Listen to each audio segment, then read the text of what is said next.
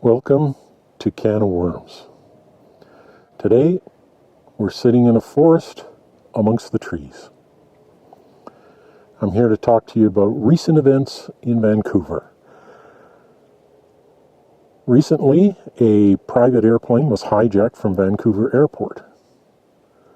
The problem is that Canada has no air assets to deal with a hijacked aircraft.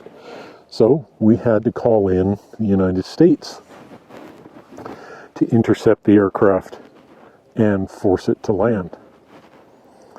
The reason we don't have assets is because those assets are stationed in Cold Lake, Alberta. For those aircraft to fly to Vancouver would take 2 hours. Worse yet, in order for those aircraft to do that, they would have to be flying in ferry configuration, no weapons. So they would have to go to Comox, land, remove the ferry tanks, put on weapons, and refuel. Takes about an hour. So that's 3-hour response time. By then, the terrorist threat would likely have either occurred or be over. So there's no point in doing that. So those aircraft are effectively useless for our West Coast. Let's take another scenario. Let's suppose that we have an aircraft coming in low, far out to sea, heading directly for Vancouver. No transponder, it's flying fast and low. It is detected 250 nautical miles out and identified when it crosses that 250 nautical mile line as a threat. That leaves us less than an hour to intercept that aircraft and deal with it before it can deliver that threat to the Vancouver area. That is a significant problem because those aircraft in Cold Lake haven't got a chance of getting there in time. So again, they're useless. Canada needs the ability to respond to these kind of incursions. Any kind of terrorist event occurring anywhere in the periphery of Canada has no response capability from us at all. We can't respond, period. And that's unacceptable. We need to have forward-stationed air assets that are capable of dealing with these kind of situations quickly and effectively. If that means forcing down the aircraft, or if it means taking out the aircraft, we need that capability. And we need it now. We can't sit around and wait decades for it to come about. Or we can't rely entirely on the Americans to police this for us. So we need something for ourselves. We need to take care of ourselves. That means basing aircraft in Comox. It means basing aircraft in Inuvik, Cambridge Bay, Alert, Newfoundland, Nova Scotia, New Brunswick, along the St. Lawrence Seaway, in southern Ontario, in Winnipeg, in Regina, in southern Alberta, in southern BC. That's quite a few bases. And F-18s are very expensive to maintain, and they have a long maintenance time compared to their flight time. So F-18s are very expensive to do that with. That's why they're not done that way. They're based in Bagotville, in Quebec, and in Cold Lake, Alberta. That makes them useless to Canada as any kind of sovereignty aircraft. They can't react to terrorist threats. They can't react to border threats. They can't react to unknown incursions in airspace, either from the Russians or the Chinese or any other threat actor. They're useless.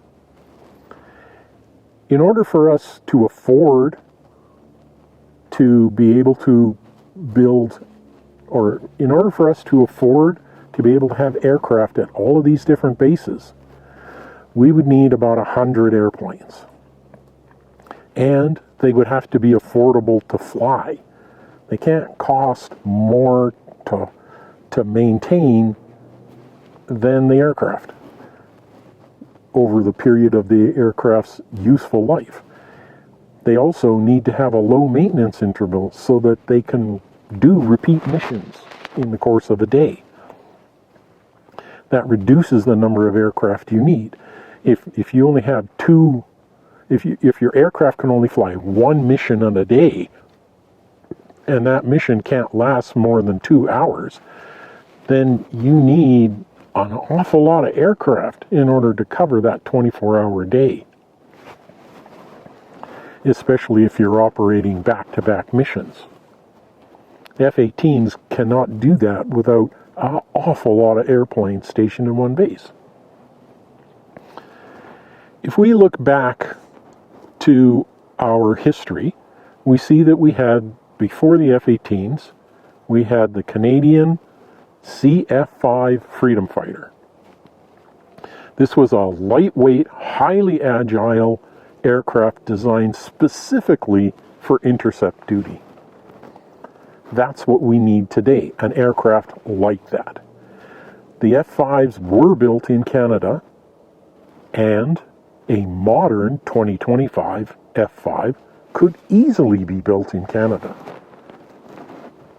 Bombardier certainly has the capability, and they could probably start production of a modern 2025 F-5 within a year, or two at most.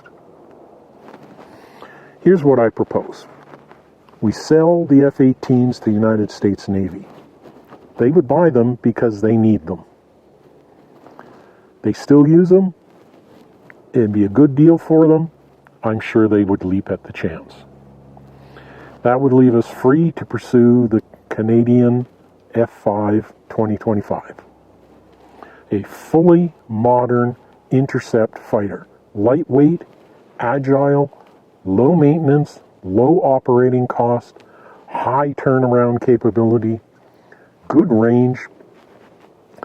It would probably have, if we used the same airframe design as the original F-5, equipped it with modern engines, it would probably have a operational range of around 400 nautical miles. That's pretty good. Then if we stationed a number of them, say 10 or 12 at each of the periphery bases, Comox, Inuvik, Cambridge Bay, Alert, Newfoundland, Nova Scotia, New Brunswick, the St. Lawrence Seaway, we would have the entire periphery of Canada covered from incursion. Any potential threat, terrorist or otherwise, coming in, we would have the capability of responding to it within minutes. And we would have aircraft that were 100% suited to that role. Given the modularity of modern components, there is nothing to stop us from building variants of the CF5 2025 for ground support roles, supporting our Canadian troops in overseas missions, like UN peacekeeping missions. The field is wide open for us if we build them at home. This means jobs at home. This means boosting our economy at home because there's a whole supply chain that goes with the aircraft. The maintenance is done at home. The personnel are stationed at home. The aircraft are at home. There's plenty of aircraft available for continuous training operations, for continuous sovereignty, showing the flag type flights, especially over the Arctic as the Northern Passage becomes viable in the very near future. This is a made-in-Canada solution that benefits Canadians above all others and provides us with the air asset that we need. thank you for tuning in to CanaWorms. And if you like this format, leave a comment below and maybe I'll do more.